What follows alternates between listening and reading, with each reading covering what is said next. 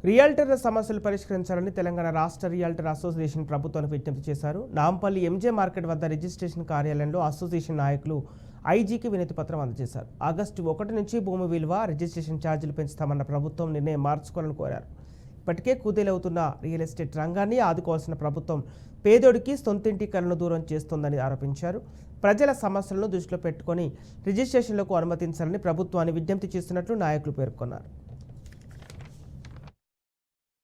August 26, 2020 గత BRS ప్రభుత్వము ఒక్కసారి కూడా రిజిస్ట్రేషన్ కానటువంటి గ్రామ పంచాయతీ లేఅవుట్లలోని ప్లాట్లను రిజిస్ట్రేషన్ చేయకుండా నిలిపివేయటం వల్ల సుమారు రాష్ట్ర వ్యాప్తంగా 2 లక్షల ప్లాట్లు రిజిస్ట్రేషన్ కోసం ఎదురు చూస్తూ ఉన్నాయి.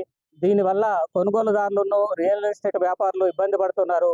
అవి రిజిస్ట్రేషన్ చేసినట్లయితే ప్రభుత్వానికి కూడా 2,000 కోట్ల ఆదాయం వచ్చే అవకాశం ఉంది.